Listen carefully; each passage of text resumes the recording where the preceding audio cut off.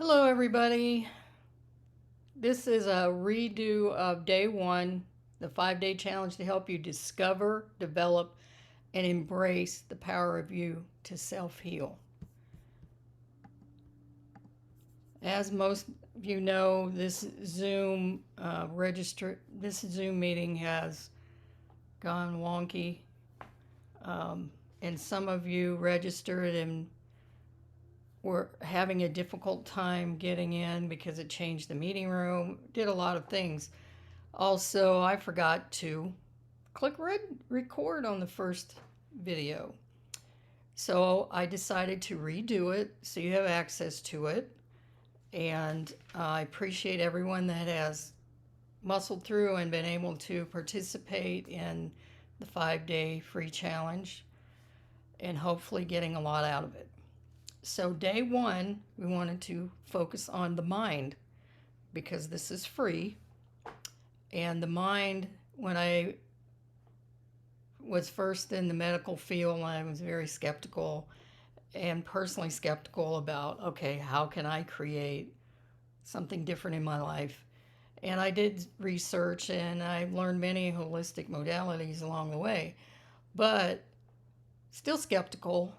And I know that quantum physicists have proven that just observing an experiment can change the outcome. For example, in the slit experiment. So, but still, that's research. And the Cleveland Clinic in Ohio, I believe, they decided to see what visualization could do for you since our mind is so powerful. So they took 30 adults that were healthy and they had group one would exercise their little finger 15 minutes a day for about 12 weeks to strengthen the muscle.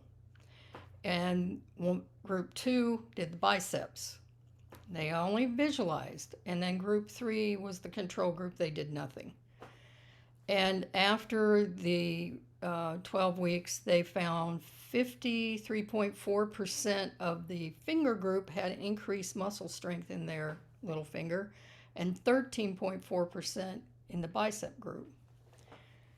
But still, unless you experience it, you don't realize the power you have. So I'm going to have you do a little experiment with yourself where you just turn your head to the right as far as you can and then notice what you can see. Come back to center, then go to the left and just notice how far you can see and what you see, and then come back to center.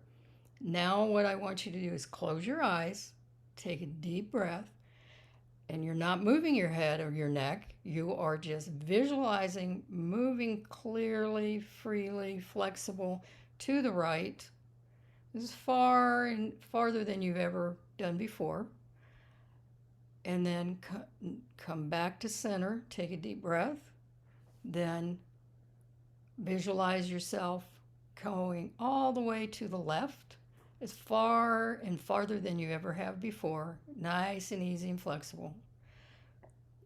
And then come back to center, taking a deep breath, open your eyes. Now, take a look to the right and notice.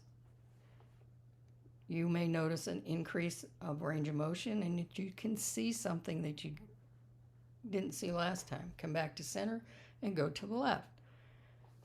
Most people will notice a larger range of motion and they have more vision in their periphery. So you can use visualization every night before you go to bed.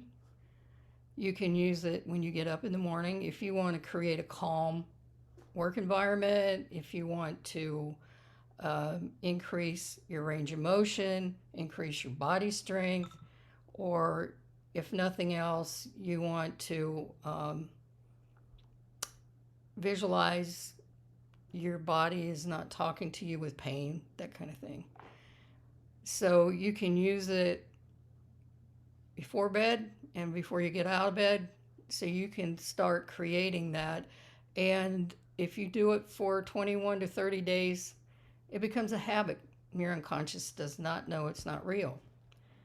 That's why when we go into the movies and we're watching a scary movie, we don't know your unconscious doesn't know it's not real and gets scared. So the other part that what happens is you get a trigger.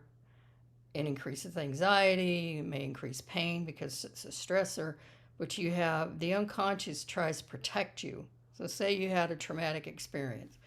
You're sitting in your kitchen, drinking coffee, eating cinnamon toast, door slams, phone rings, you pick up the phone and someone died, trauma. And your unconscious gathers all of that information. And when it gathers all of the sensory information, later on when it happens, it's on the fight or flight motion. And you don't even always know the triggers. Sometimes you do, many times you don't. So your mind gets in this loop.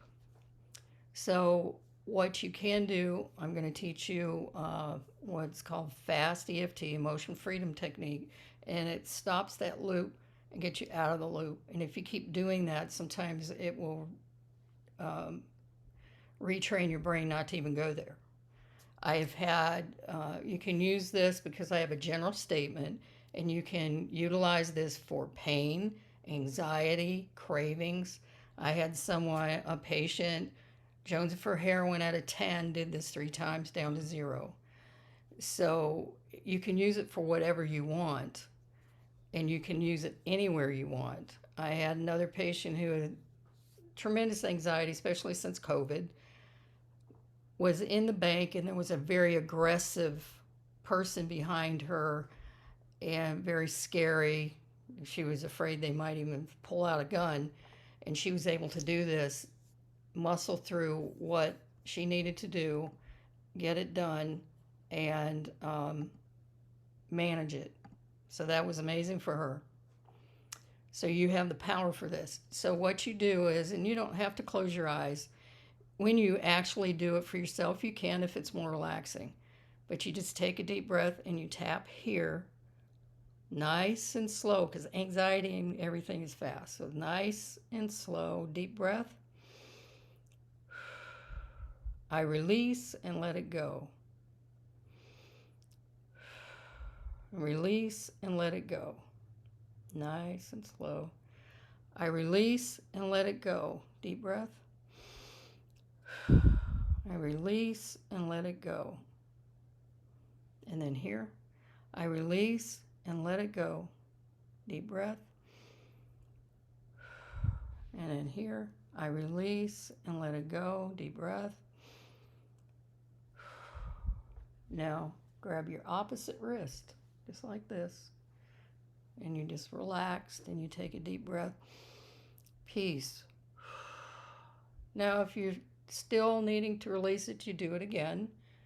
These motions, and keep anchoring it in your wrist. So when you're out in public or you're in a meeting and you don't want to look like tapping, then what you have done is you've anchored it in that wrist. And so you can hold that wrist under the table, you can hold the wrist anywhere you want, and it will bring you back to that relaxed state. So this is an amazing, powerful tool. Also the visualization. So that's 2 things that you can do that are very easy. And I've seen it, I've experienced it, and I know it works. So you can do the fast EFT before bed every night because you go to work or you start the day and you add stress. Do you take the time for an hour yoga or meditation? Probably not. So at the end of the day, you can reduce it down and then bring that down, visualize how you would like your next day to be, and it will happen. So thanks. I just wanted to provide day 1 as a recording so you can go back and get all of the dynamics of it. And thank you for participating, and you have a great day. Bye.